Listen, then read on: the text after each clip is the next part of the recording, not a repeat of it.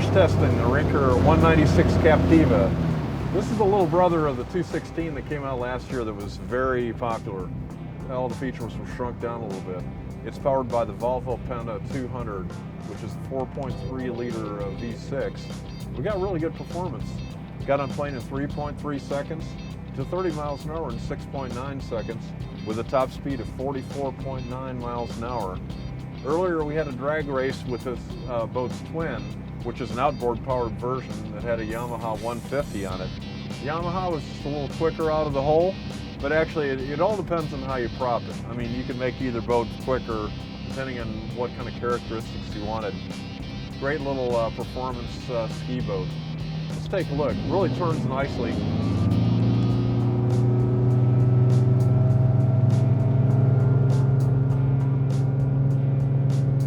Very predictable. Let's head back to the dock and check out some of the features.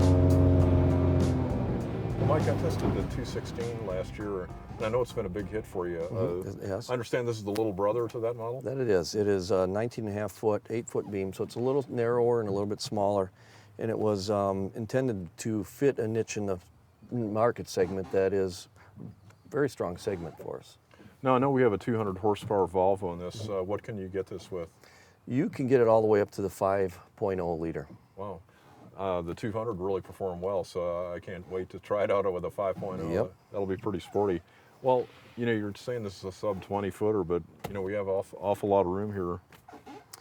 We've created a walkthrough that cushion flips up and allows you to walk through the seat cushion base.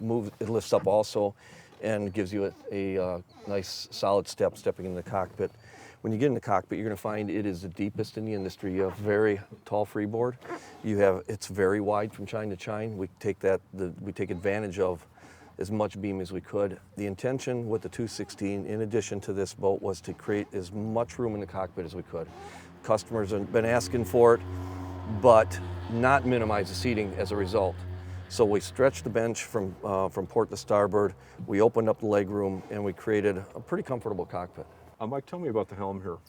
The helm was originated when we built our 216, and it was such a well-received helm. We decided we're going to incorporate the same theme in this boat.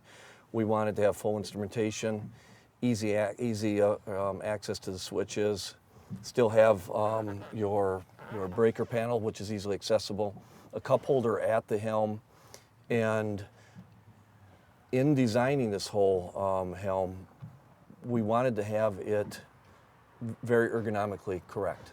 So when you're sitting in the driver's seat, either sitting on the seat with the bolster down or with it up, you have great access and reach to your controls, your steering wheel. You have, when you're seated in the position with the bolster down, you have a very good sight line. You're not looking at the windshield header. I'm 6'2", and the windshield header is below my sight line, or above my sight line. When I'm on the bolster seat, I'm looking above the windshield. It is perfectly set for 95% of today's boaters. Well, Mike, we're two pretty big guys, and there's enough room for us, isn't there? It is, and part of the criteria when we designed this boat is the bow area has to be deep.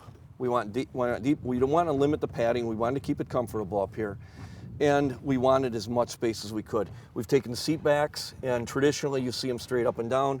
Most people that are sitting up in the bow want to relax a little bit, so we've angled the seat backs to give you a little bit more comfortable position to sit in, and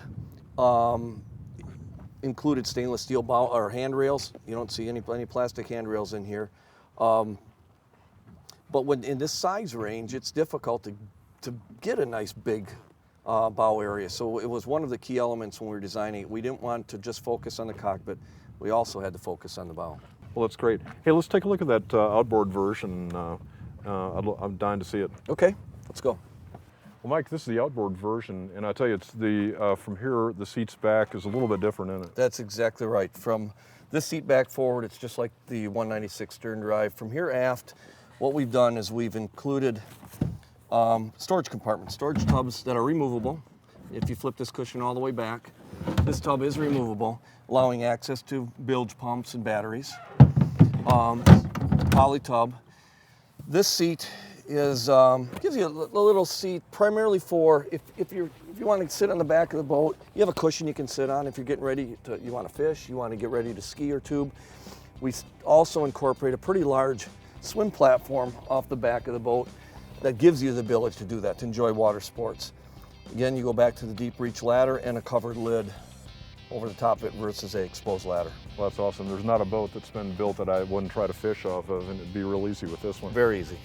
Well, thanks, Mike. Appreciate it. Thank you. For more information on the Rinker Captiva 196 inboard, outboard, and outboard versions, go to boatingworld.com. I'm Alan Jones, and we'll see you out on the water.